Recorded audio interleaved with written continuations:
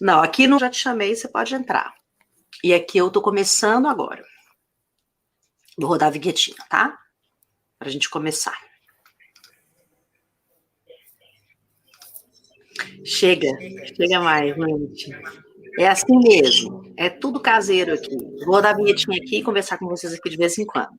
E vocês já estão vendo a carinha da Ana que eu já tô vendo.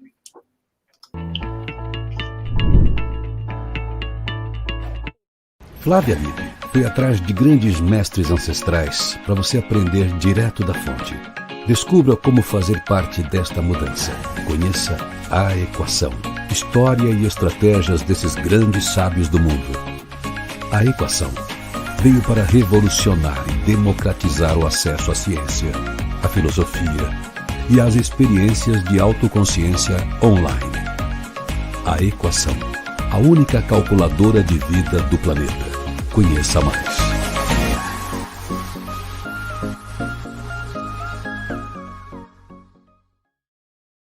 Olá, olá. Obrigada a você por me receber aí na sua telinha. Se você não me conhece, eu sou a Flávia Lippe, especialista em ciência, tecnologia e alma humana. Você está em A Equação Web Talks, ao vivo toda quinta-feira às 19 horas, na série especial Produtividade sem perder a saúde mental. Por favor, né? Nessa série a gente convida mulheres que relatam com profundidade e coerência como conseguiram conquistar um espaço de liderança e construir uma carreira extraordinária. A nossa convidada de hoje é Ana Cortati, ninguém menos que a Head de Estratégia e Data da Soco. Singularity University Alumni, TED Speaker, professora na Miami Adett School, já teve seu trabalho reconhecido pelo Incani, Effie Awards, J-Chite e Woman to Watch. Em 2021, foi citada pela Working Not Working Magazine como uma das 6 lideranças globais com mais de 50 anos que estão trabalhando contra o ageísmo na indústria de comunicação. Em 2022, pelo Prêmio Garra de Ouro da Associação Paulista de Publicidade por seu trabalho pela diversidade e inclusão em agências de publicidades brasileiras. Eu vou começar com essa frase da Ana e vou chamá-la para cá, para a gente poder conversar. Essa frase é marcante.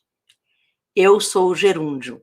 Eu vou acontecendo enquanto o que veio antes e depois de mim se revela. Boa noite, Ana. Muito obrigada por aceitar o meu convite. Eu sei que o seu tempo é super apertado, então eu estou muito honrada de receber você aqui hoje. Boa noite, Flavinha. Faltou a parte mais importante da minha história, uma das mais importantes da minha história, que é ser tua amiga, né? Eu vou falar assim agora que a gente já está aqui lado a lado, eu vou falar que você é uma grande mestre para mim, uma grande incentivadora, e eu agradeço muito a sua amizade. Foi um dos prêmios que eu ganhei nessa vida.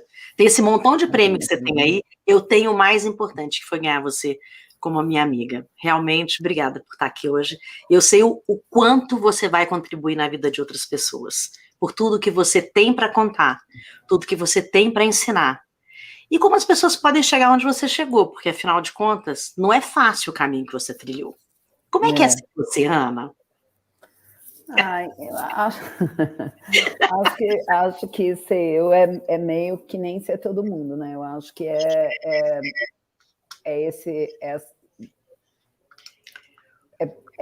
ficar se descobrindo, sabe, o tempo inteiro. Eu acho que eu tenho o privilégio de ser uma mulher de quase 60 anos. Eu digo que isso é um privilégio porque isso me permite ter uma perspectiva de quando eu olho, uma perspectiva de tempo e uma perspectiva de tempo consciente, né, que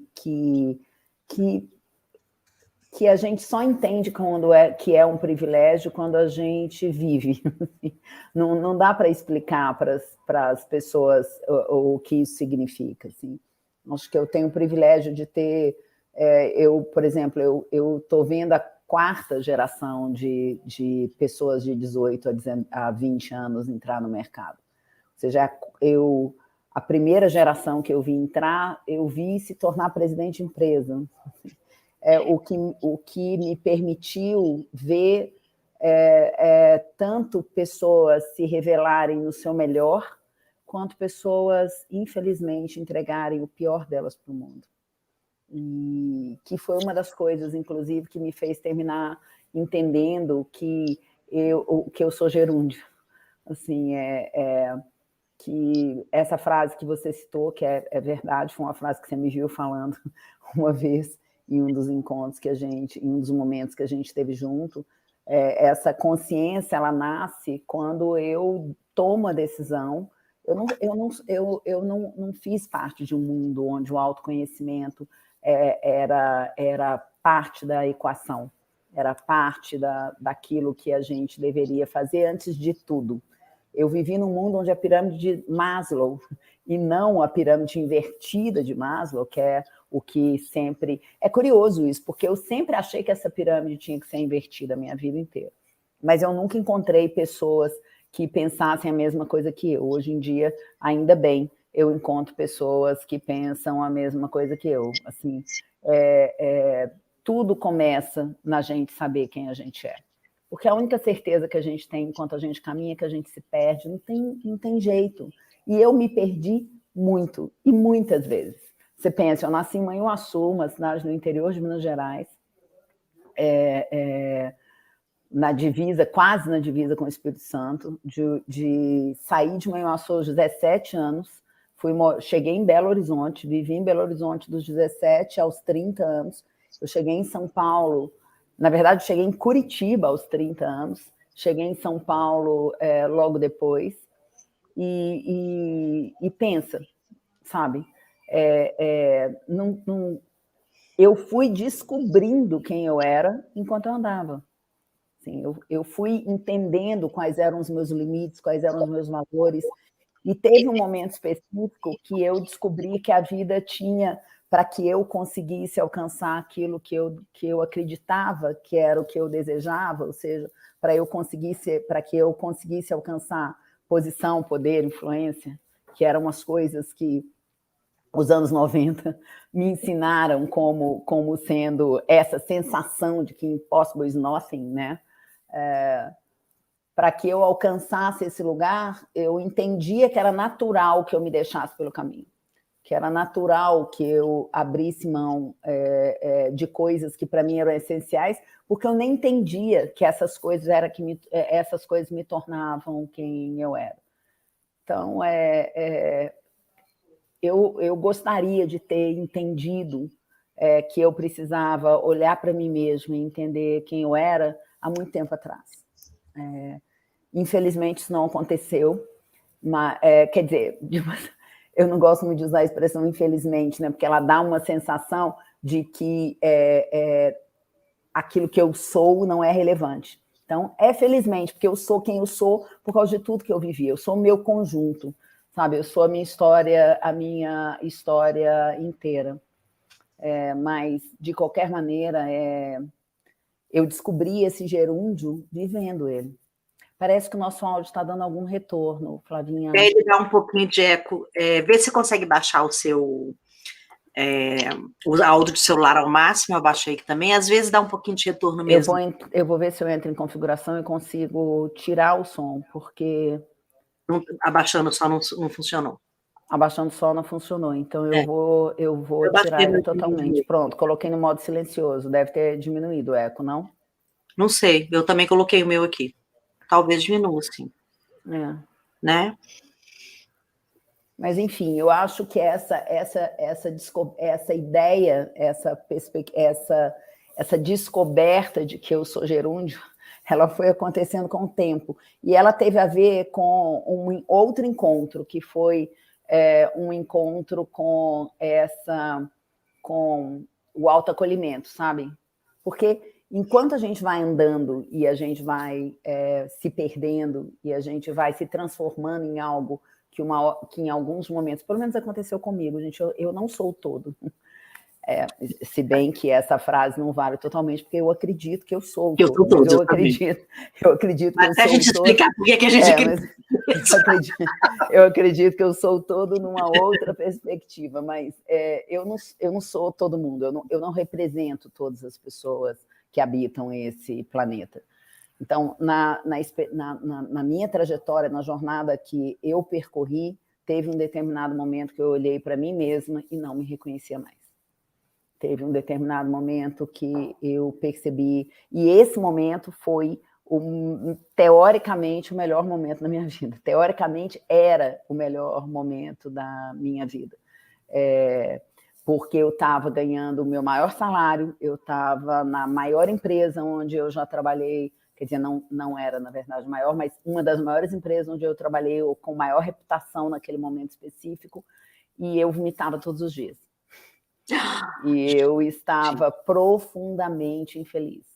E eu estava à beira do meu terceiro burnout. Eu não me sentia pertencendo àquele lugar. O que não é uma coisa que é culpa das pessoas, é culpa do lugar, está tudo certo. Mas, de repente, eu tinha chegado no lugar onde eu sempre quis estar, eu acreditava que era o lugar onde eu queria estar, e esse lugar não me fazia feliz. Esse lugar não é... Ele era capaz de me fazer ter dinheiro, ele era capaz de me colocar numa posição de poder, ele era capaz de me colocar numa posição de influência, mas ele não me fazia feliz. Ele não fazia com que eu me sentisse em paz com a pessoa que eu era. Eu não me sentia à vontade naquele lugar, com aquelas pessoas, naquela circunstância. E eu acabei descobrindo que o que fazia com que eu me sentisse assim era que eu não sabia quem eu era. Sim, a Carolina perguntou aqui como é que nós podemos trazer a nossa essência para a jornada profissional. A gente pode trazer fácil quando a gente sabe que essência é essa. E aí, assim, eu não estou entrevistando a Flávia, mas a Flávia pode falar um pouco para a gente o que é essa, o que significa a gente entender que essência é essa, o que significa a gente saber o que significa a gente saber quem a gente é. O processo de autoconhecimento é um processo, né, Flávia? É um processo. Ele não é uma coisa que acontece em nós naturalmente.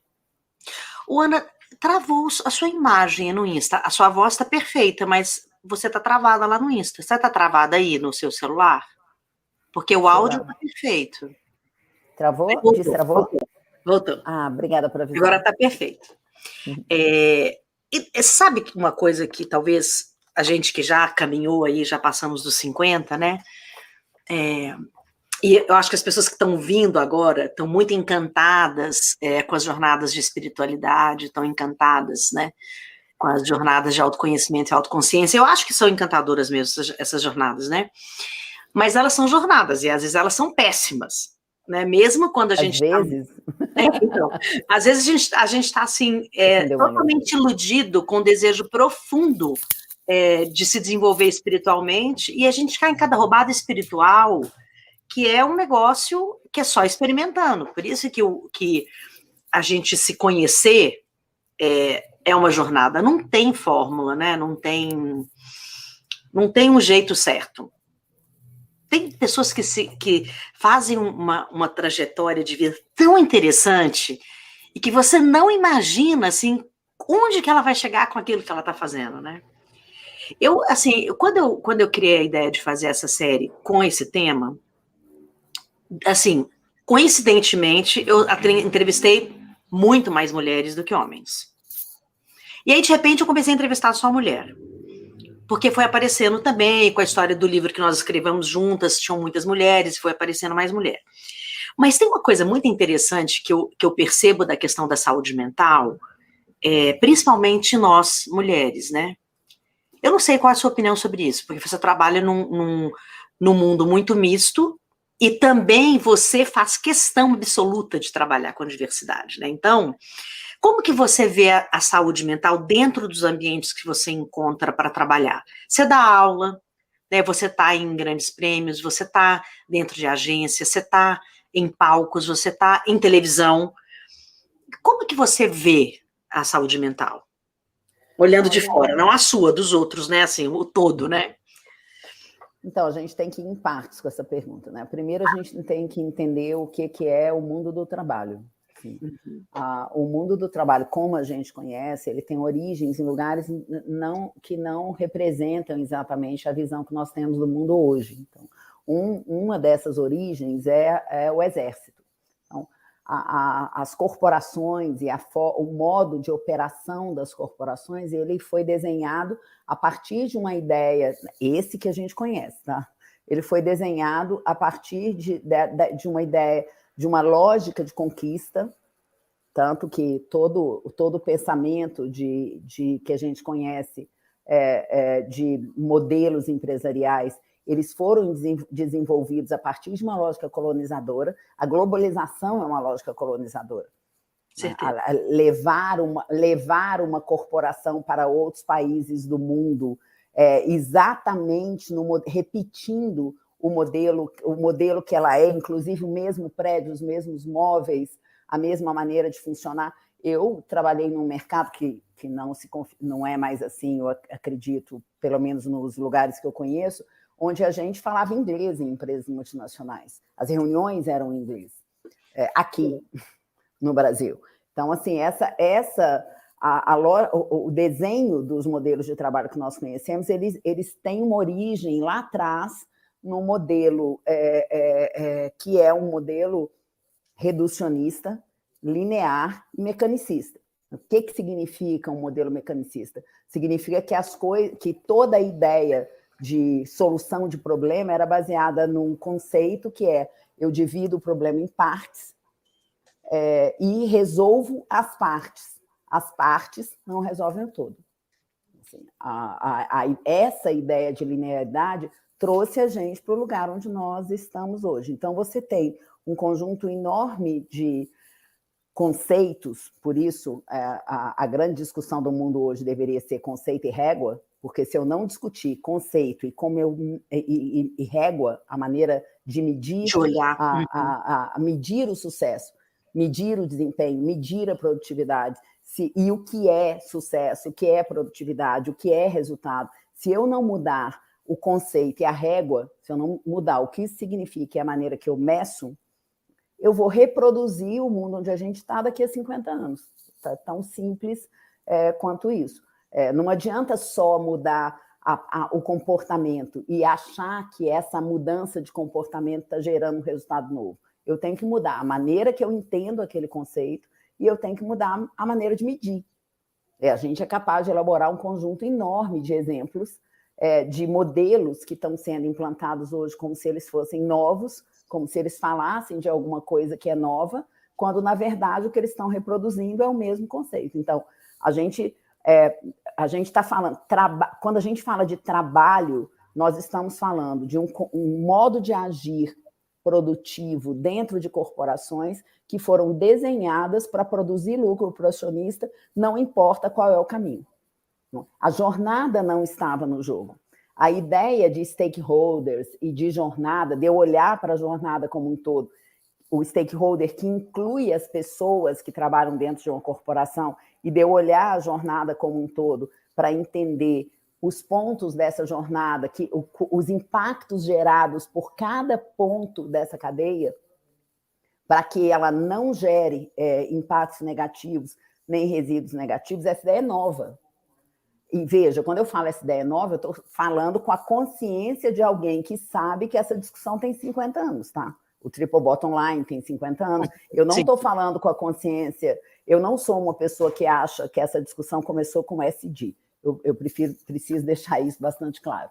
Sim. Então, deixa de novo, por favor. Você repete de novo isso?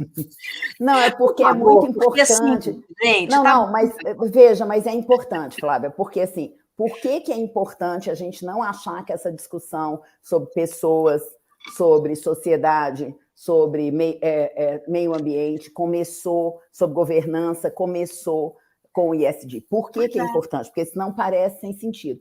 É importante porque senão eu não percebo o lugar da curva onde eu estou. Uhum. E eu ignoro um conjunto de aprendizados e um conjunto de referências do tempo que vão me ajudar a chegar mais longe. Se eu entender mais rápido, se eu entender o lugar de onde eu saio, se eu achar que eu estou saindo do mesmo lugar, que é o lugar onde essa discussão estava 50 anos atrás, se eu for sair desse mesmo lugar, eu vou demorar a chegar mais longe. Portanto, por isso é importante entender em que lugar da curva a gente está nessa discussão. Então, voltando para a saúde mental, não dá para discutir saúde mental sem discutir o sistema inteiro. sem eu discutir quais são os conceitos que sustentam essa discussão. Tá? Então, na lógica de corporação que está colocada ainda, mesmo a gente já estando falando de stakeholder, já estando falando de ESG, já estando falando de um conjunto de fatores, nós ainda vivemos um sistema onde a régua de sucesso de uma corporação é a mesma régua de sucesso de um país, que é o PIB, ou seja, é revenue, é resultado financeiro. A gente ainda não está, a gente evoluiu um pouquinho, então você já tem um conjunto enorme de discussões nas bolsas de valores a respeito desse critério ser maior do que os critérios relacionados a resultado financeiro, mas a gente ainda está longe do ponto ideal, mas a gente já está num bom lugar. Muito bem.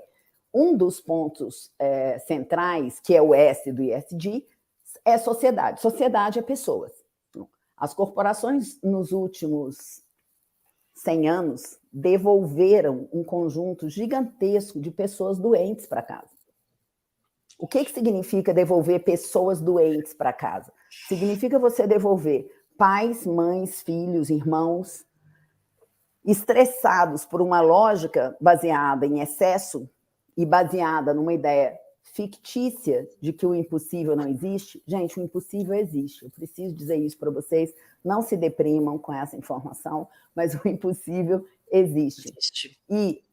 Ou a ideia do no limits, todas as ideias que viraram assinaturas de marca, assim, então, mais uma vez, o limite existe. No limits não é bom.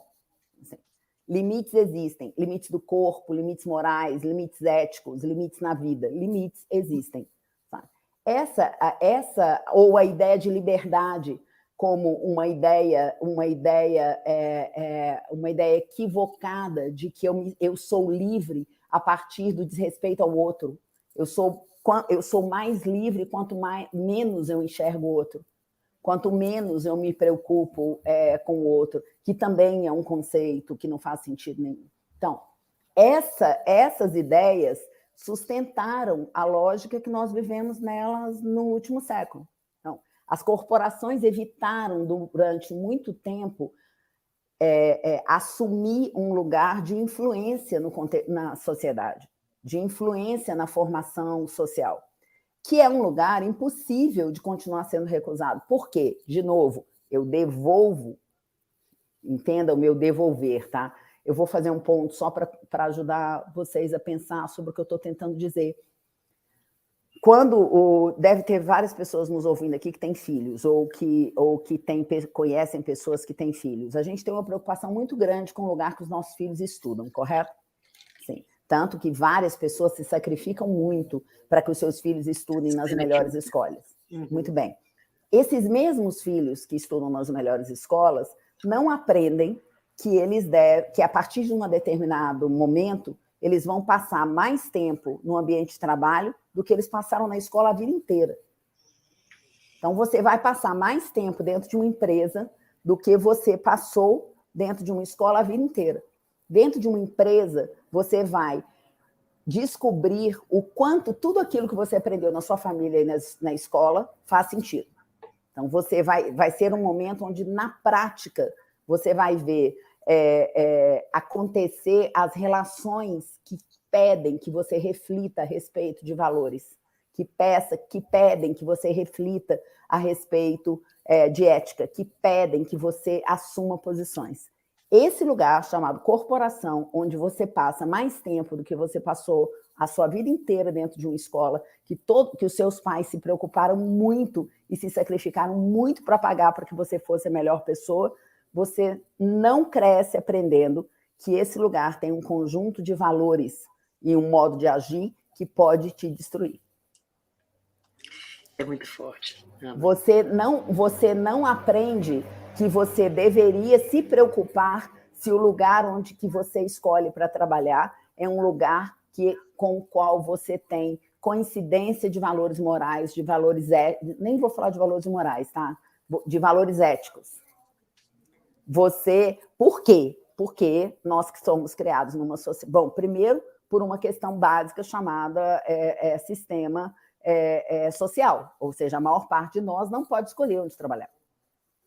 A maior parte de nós não se vê capaz de decidir estar em um lugar ou outro, ou seja, a gente está, na maior parte das vezes, onde é possível. Segundo, quando a gente pode escolher, a nossa escolha o centro da nossa escolha é sobre onde é o lugar que pode me ajudar a crescer mais, ganhar mais poder, ganhar mais dinheiro. Muitas vezes, esses lugares são lugares que jogam um tipo de jogo que não necessariamente é saudável. E aí nós começamos a aprender nesses lugares, porque esses são os lugares onde nós temos que estar, nós começamos a aprender nesses lugares que a gente tem que suportar, que a gente não pode ser fraco, que a gente tem que ser capaz de aguentar o tranco. A minha formação dentro de corporação foi igual a do BOPE. É sério. Eu sei como é. Foi a minha eu virei diretora no final dos anos 90, gente, dentro de uma empresa. Sim, pela primeira vez. Foi do tipo pede para sair. Você lembra aquela cena do pede para sair? A minha formação dentro de uma corporação foi tipo, você quer chorar, você chora no travesseiro, saca? E volta para cá em condição de entregar o que você tem que entregar. Porque se você não dá conta, vai embora. Então, assim, eu aprendi que essa era uma lógica que eu tinha que ganhar casca. Essa frase era usada. Eu ouvi 1000 vezes na minha vida que eu ia. Inclusive capa dura, né? Eu quero um livro de capa dura, não quero um... Não, e o tal do faca nos dentes, negócio, até confundi já, sangue nos olhos e faca nas botas, ou faca nos dentes. Tinha faca nos dentes também. E a outra frase, que é passa por cima primeiro e pede desculpa depois. Vocês acham que eu estou brincando, né, gente? É sério. Talvez vocês ouçam isso dentro das corporações até hoje. Isso criou uma sociedade doente. A sociedade doente e a crise de ansiedade e de problemas mentais, emocionais que nós estamos vivendo no mundo hoje, que foi prevista pela OMS há anos atrás, ela é uma crise do mundo do trabalho. Ela é uma crise, ela é mais uma prova de que a forma de fazer precisa ser modificada. Sim. Então, eu acho que a questão da saúde mental, ela é uma questão, a questão da nossa saúde, ela é uma questão que ela precisa ser discutida desde criança, que passa pelo autoconhecimento. Nós temos que saber quem nós somos, nós temos que entender quais são os nossos limites e o que é inegociável para nós. Eu faço meus alunos fazer esse exercício todos os anos, quando eu dou aula. Sim, a gente precisa aprender a se perguntar a serviço do que está aquilo que a gente sabe fazer nessa vida, ou a serviço do que a gente quer colocar aquilo que a gente é ou que a gente sabe fazer. E a gente precisa conseguir dimensionar os preços que nós estamos dispostos a pagar. O mundo no qual nós estamos vivendo ainda não é um novo mundo. Ele é um mundo diferente do mundo anterior, mas ele é um mundo em transição. E para que a gente seja capaz de cuidar de nós mesmos, nós vamos ter que entender quem nós somos. Senão fica muito difícil. A Carol fez uma pergunta interessante. Você acha que as empresas estão investindo, focando em sustentabilidade social por preocupação genuína com as pessoas ou para aumentar a produtividade e lucro? Eu acho que elas querem aumentar a produtividade e lucro, Carol, mas eu acho que a gente não devia, nesse momento específico, da mesma maneira que eu acho que tem muitas empresas que estão, ou pessoas, não só empresas, muitas empresas e pessoas que estão preocupadas de se relacionar com pautas como equidade, com pautas como a pauta racial, como a pauta LGBTQIAP+, enfim, que são, eu acho que tem muitas pessoas ainda que estão preocupadas em se relacionar com determinadas discussões porque estão com medo de ficar fora do mercado.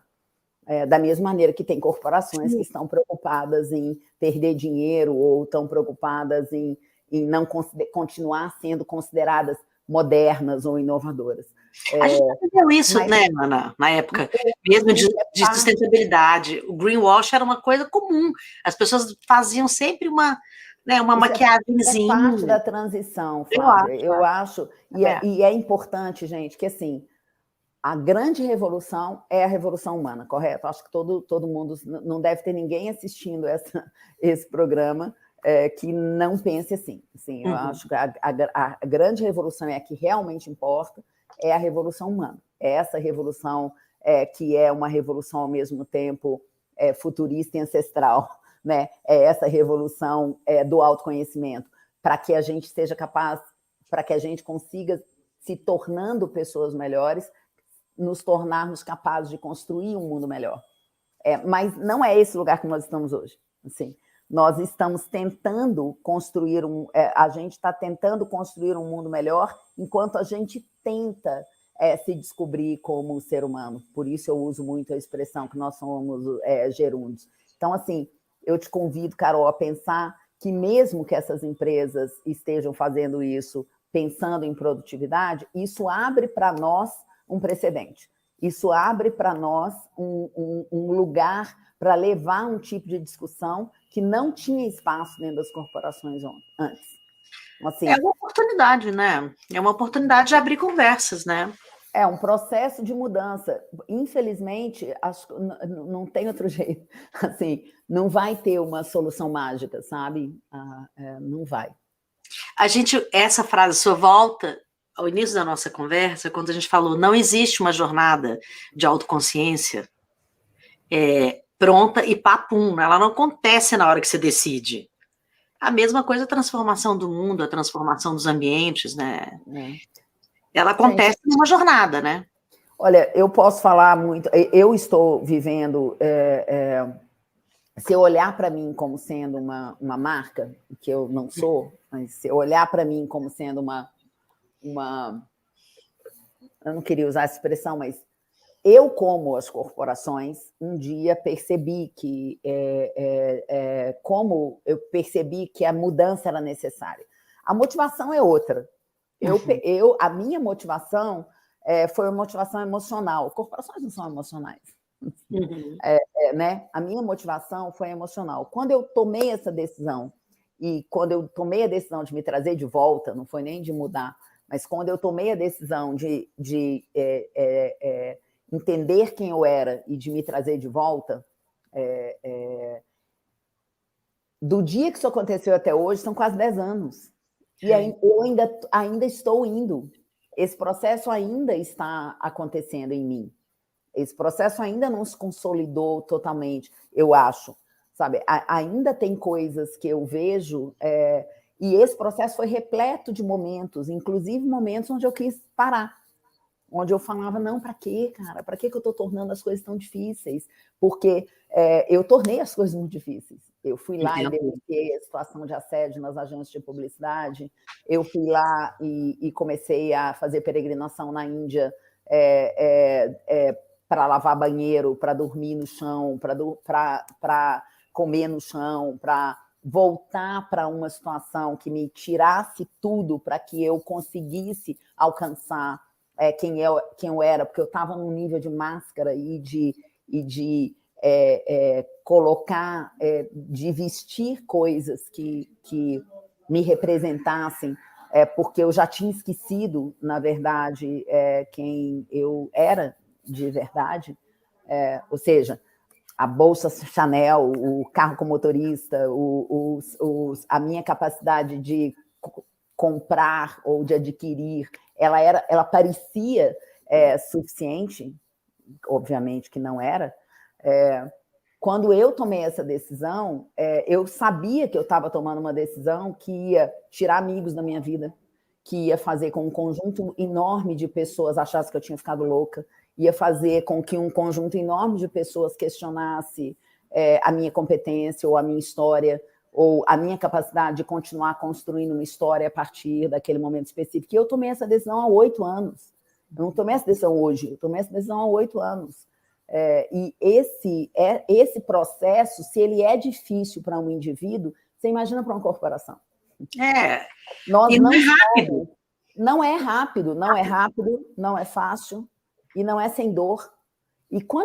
E sério, eu estou falando com vocês aqui, gente, venham comigo fazer um negócio que não é rápido, não é fácil e não é sem dor. É sério que vai vir todo mundo? Não vai vir todo mundo, Sim. Ana. Tanto que uma das coisas que você mais tem no mercado hoje é ofertas de fórmulas fáceis. Mágicas.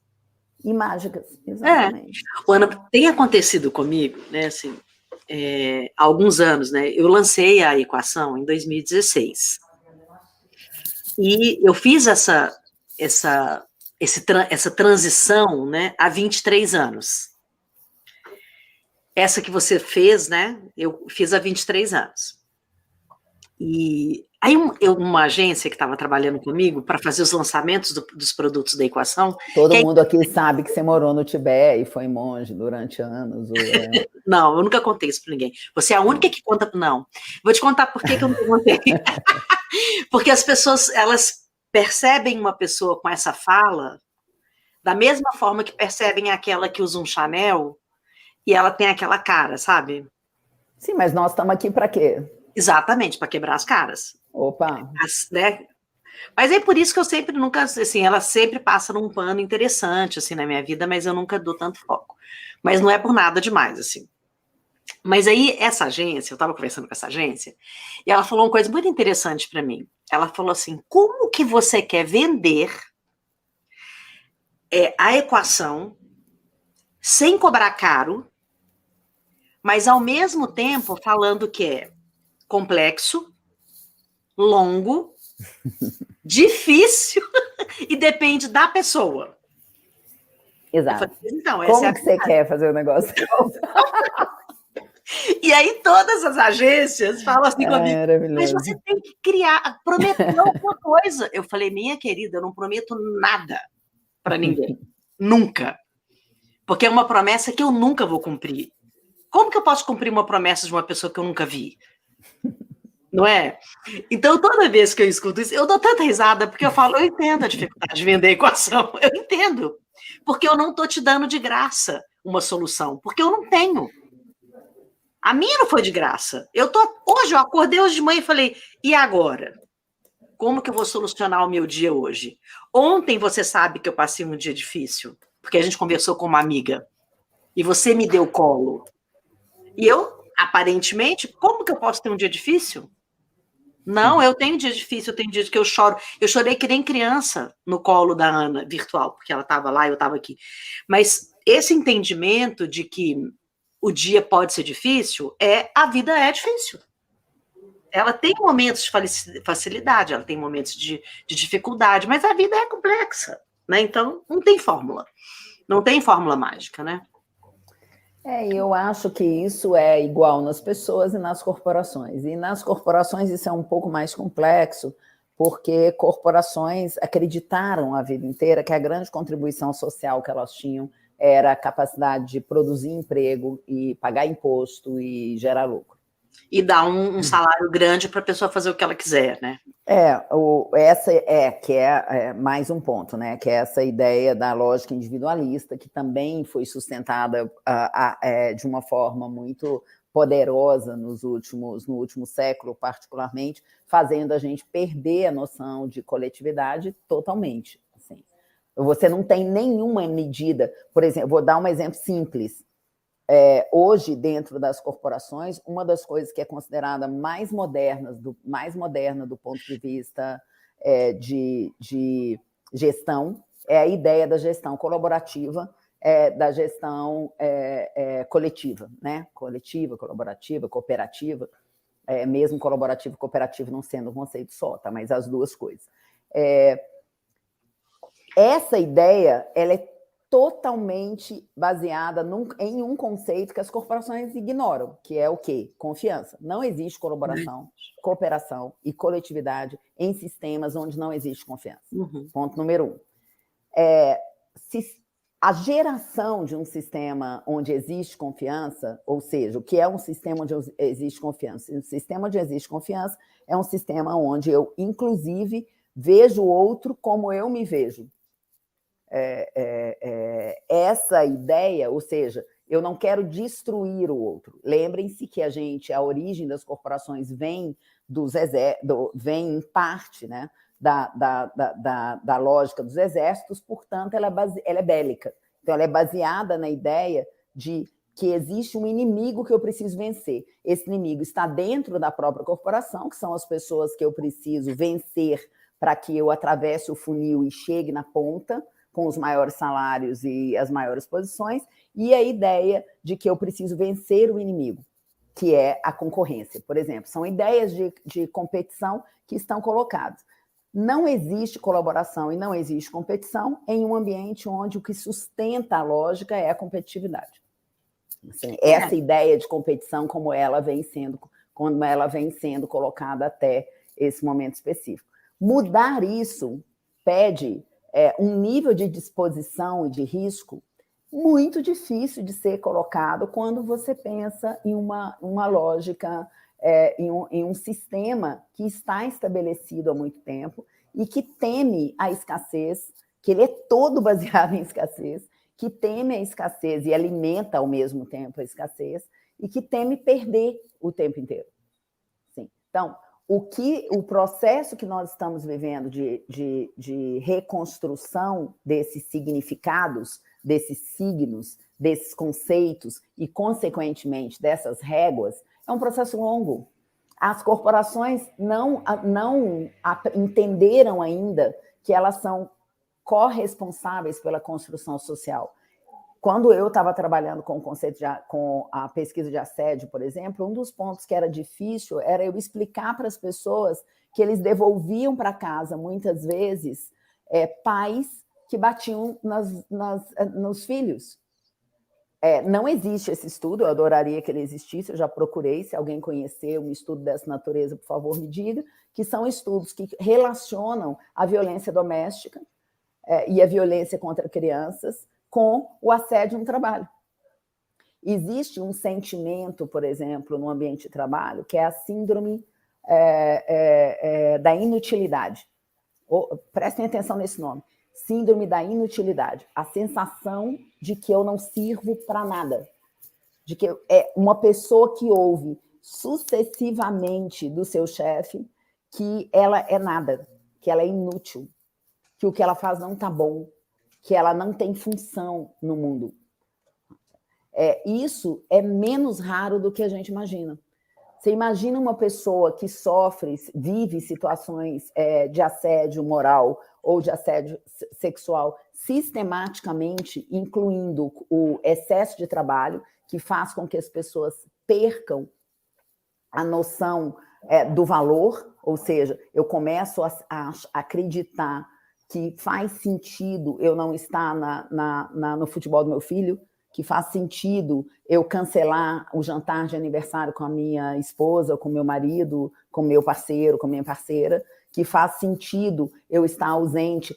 Eu fui uma pessoa que não estive no Natal da família para fazer concorrência em agência várias vezes.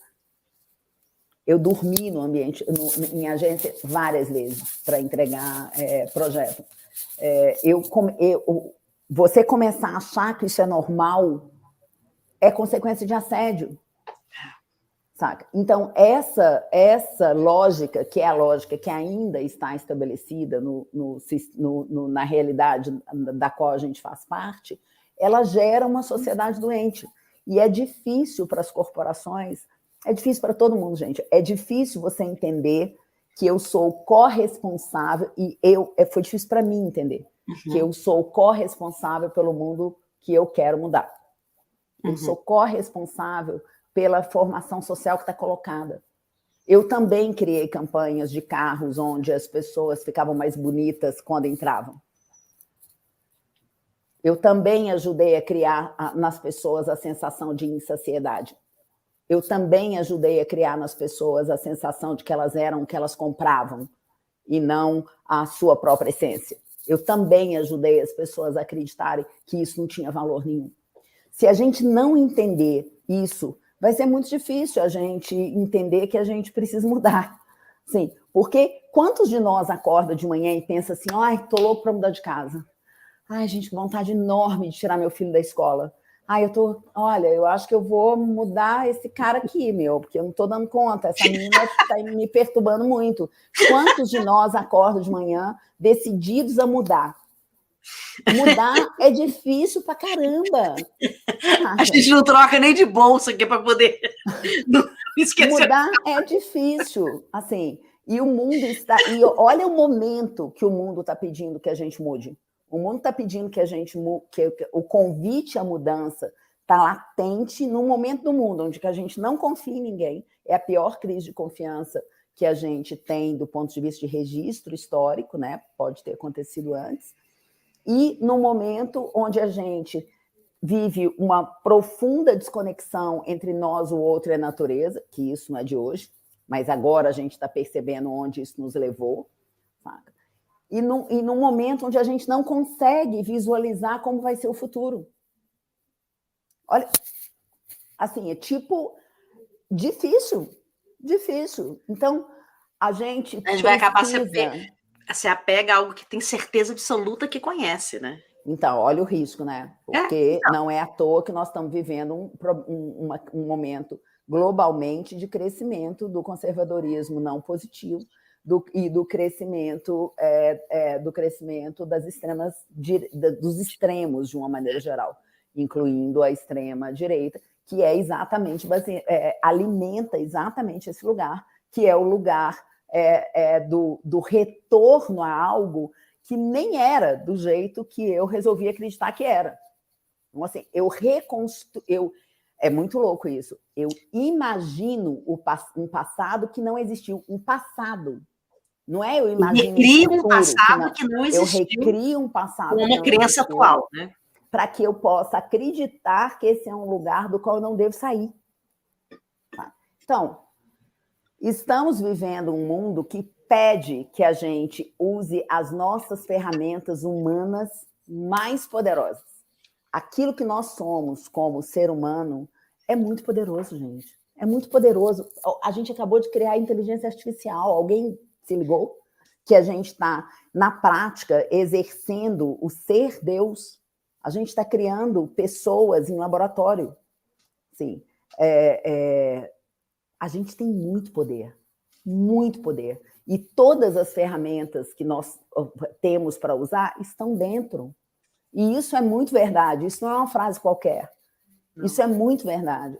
Nas viagens que eu fiz nos últimos anos, pela Índia, pela Tailândia, pelo Vietnã, mas principalmente pela Índia, uma das coisas, estudando diferentes tradições, uma das coisas que para mim foi muito impressionante foi ver o quanto as tradições, não as religiões, as místicas, as tradições, o quanto que elas saem de um mesmo lugar, de uma mesma ideia, de um mesmo conceito, que é essa ideia de unicidade entre nós, você e eu, e a natureza, essa ideia de que nós e a natureza somos uma coisa só, ela está no centro da regeneração, que é uma das discussões mais importantes dentro de sustentabilidade, daquilo que nós conhecemos como sustentabilidade hoje. A ideia, uma das questões centrais na construção de futuro que está na mesa é o conhecimento ancestral, que não é nada mais, nada menos do que o retorno para esse lugar onde a gente se percebe sem separação. E a gente, se percebendo sem separação, resolve entender o que nós temos de ferramenta para nos reconstruir e para a gente se regenerar e para a gente ser capaz de regenerar o mundo. E aí tem muitas ferramentas. A meditação é uma delas, que é uma ferramenta que me ajudou muito a construir esse processo todo que eu vivi, mas ela é uma delas, existem muitas. Ana, nós estamos chegando ao fim, né, desse papo, infelizmente. Eu adoraria que a gente pudesse encontrar mais vezes, aliás, porque eu acho muito importante. Eu sempre falo para você, não só como amiga, mas também como uma admiradora do seu trabalho, que você deveria escrever um livro que seria importantíssimo para nós. Ela fala mesmo, gente. Nós, a humanidade. Ela fala. porque eu acho importante. E a outra coisa que eu falo para você... Eu falo que ela ficou completamente louca toda vez que ela fala isso. Ela fala toda vez isso.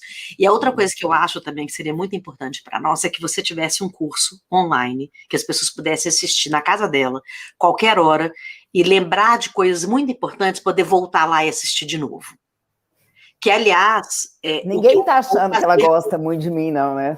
É só não, eu que tenho essa impressão. Olha, você não viu as pessoas aqui, porque eu fui jogando na tela e você estava falando, mas, assim, é muito importante o que você fala. Verdadeiramente importante. Não é uma coisa de marketing, não é uma sacadinha, não é um negocinho, não é um treinamento de liderança. Não é isso. Não é isso, sabe? Então, pense sobre isso, vou ficar sempre falando na sua cabeça, porque eu acho que vai ser muito bom pra gente, como humanidade mesmo. Para nós, assim, ouvir vai ser muito importante. Essa entrevista, inclusive, ela vai ficar sempre, eu nunca vou tirar mesmo, e eu vou marcar ela e vou escrever porque que eu acho a importância dessas pessoas assistirem isso. Porque ela foi, na verdade, o que você falou até aqui é uma história da humanidade através dos seus olhos. Eu acho que isso é assim, é um presente mesmo para todos nós. Então, eu queria te agradecer, porque eu cresci muito com essa conversa.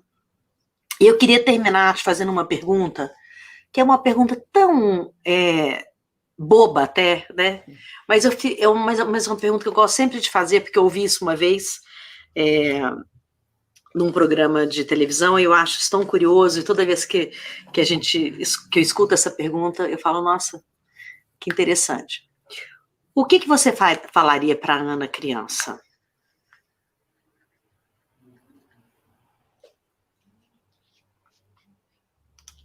Putz, eu não sei. Sério. Para mim, criança, cara... Nossa, a primeira, se valer a primeira coisa que vier na minha cabeça, eu acho que eu falaria muito para eu me preocupar menos. Eu fui uma criança muito preocupada. Assim, eu sou um pouco a pessoa que eu sou de sempre. Assim. Tem uma história que eu conto muito pouco, né? Que até vou comentar aqui, mas eu acho que vai ser a primeira vez que eu falo disso assim abertamente numa live, mas eu tenho depressão bipolar crônica desde os 13 anos. Então, assim, falar para mim sobre o que eu falaria para mim desde criança, de quando eu era criança, me faz voltar para uma visão sobre mim, criança, de uma criança muito triste, de uma criança muito profunda, de uma criança muito complexa, de uma criança que se sentia muito fora do mundo, sabe? Então, se eu pudesse voltar para esse lugar, eu acho que eu diria para essa criança só viver, sabe? Acho que eu ia voltar lá e dizer para ela que eu sabia quem ela era, sabe? E acho que eu ia tentar dizer para ela que, mesmo sem saber totalmente quem ela era ainda, era para ela acreditar que ela era algo que tinha muito valor, sabe? Eu acho que as afirmações sobre o quão importante para o outro, para o mundo, para nós mesmos, nós somos, acontecem, às vezes, muito pouco enquanto a gente cresce. Porque enquanto a gente cresce, as pessoas acreditam que precisam nos dar lições sobre o difícil, saca? Assim, elas precisam o tempo inteiro nos educar para o pior, saca? Assim, e eu acho que se eu pudesse dizer alguma coisa para mim, criança, eu ia dizer para eu só ser feliz, sabe? E para eu conseguir encontrar nesses lugares todos, porque eu acho que no final das contas foi o que eu fiz, sabe? Só que eu fiz de um jeito, por um caminho muito, muito difícil, assim. Eu não porque eu era uma pessoa que via a sombra mais fácil do que eu via qualquer outra coisa. Desde muito criança, assim, desde muito pequenininha, assim. Imagina, eu era... Não posso contar aqui minhas brincadeiras de criança, porque vocês vão achar que eu era muito louca, mas eu era muito louca. Então, assim, eu era aquela pessoa que era amiga Eu não era muito convidada para as festas, saca? Assim, sofria, enfim. Eu era convidada para... Eu ficava mais na companhia dos adultos, assim. Eu era densa demais, assim. Ter depressão quando criança, gente, é uma coisa que marca muito a vida da gente para sempre, assim. Então, mas, Flavinha, assim, tem uma coisa que eu queria, já que a gente está falando aqui sobre a questão dos mental, né? Assim, sobre as questões da saúde mental, eu queria muito convidar as pessoas a entender que o nosso cérebro, assim, é um órgão. Assim, eu queria muito convidar as pessoas a perceber que, do mesmo jeito que como o fígado e como o nosso corpo e como o estômago e como o nosso cérebro é um conjunto de terminações nervosas, assim, ele é muita eletricidade, ele é um conjunto ele é um órgão que merece atenção. A gente não aprende a dar atenção para ele, assim. E a cérebro, consciência. Assim, a gente precisa entender que essas duas coisas existem. E o que elas significam. A gente precisa entender que a gente não tem só 7 sentidos. Assim, estudem os Vedas, sabe? Assim, vai lá para o início de todas as coisas. A gente tem que parar de ser uma sociedade que se baseia em 2000 anos, cara. Assim, é pouco. Não dá, é muito pouco, não sabe? Dá. E que baseia toda a nossa forma de ver o mundo no norte global. Sim, a gente precisa olhar para o mundo, para a nossa própria vida e se perguntar quantos filósofos, sociólogos, poetas, escritores indianos, africanos, chineses, angolanos frequentam a nossa casa. A nossa casa como livro, como literatura, como referência, como filme, sabe? Como entretenimento, sim. A nossa cabeça ainda está dominada por uma lógica, por uma história única. E isso, se eu pudesse me dar uma missão na vida, daqui para frente, eu daria a de me apaixonar, seguir me apaixonando e seguir apaixonando as pessoas pela ideia de que nós somos incríveis e de que, se nós trouxemos o mundo até aqui, nós podemos levar ele para onde a gente quiser. E existe conhecimento suficiente no mundo para que a gente possa fazer isso. Existe aprendizado em muitas tradições, em muitos lugares, em muitas histórias que sequer foram lidas, que sequer tiveram espaço. Ninguém precisa ser empoderado. O poder já está colocado. O que a gente precisa é derrubar muitas portas, quebrar muitos muros, saca? É sair da sombra, é sair do silêncio, saca? E sair desse lugar de timidez que faz a gente achar o tempo inteiro que tem uma lógica não positiva que está ganhando o jogo. Não está. Não está. A gente chegou num lugar, do ponto de vista do avanço tecnológico, onde a gente pode estar aqui agora vendo a rede, vendo os nós da rede, que cada um de nós que está assistindo essa live aqui agora, e mais todas as pessoas que podem fazer isso, e mais todas as pessoas com as quais nós podemos falar, constroem. Essa rede é uma rede capaz de mudar o mundo. E hoje a gente pode se ver e a gente pode se achar. Mas para isso funcionar, a gente precisa parar de querer parecer que está fazendo uma coisa nova, enquanto a gente reproduz um conceito velho. Uma coisa velha.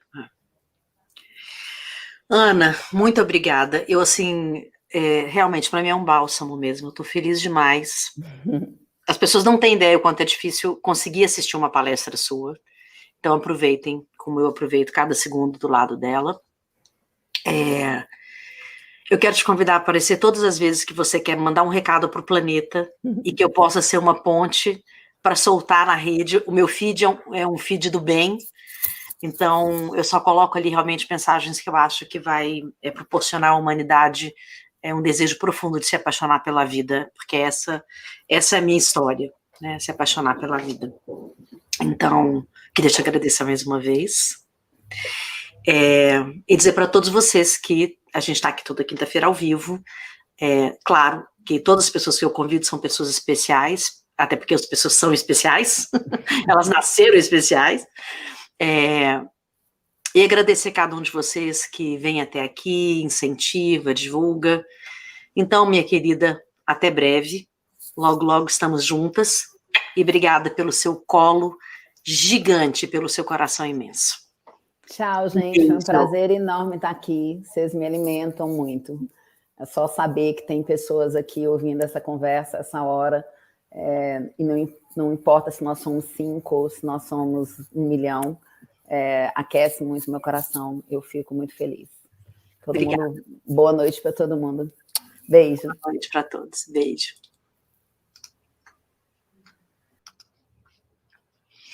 Muito obrigada a vocês que estão por aqui. Lembre-se que, antes de encerrar, vale a pena você colocar aquele lembretezinho, aquele sininho para receber as novidades, chamar os amigos, salvar cada palavra da Ana. É uma palavra rara, sábia e muito amorosa. Então, guarde cada pedacinho disso, anote cada detalhe. A gente está em todas as redes, inclusive nas vizinhas. E obrigada e até o próximo encontro. Eu espero você. Um beijo, tchau, tchau.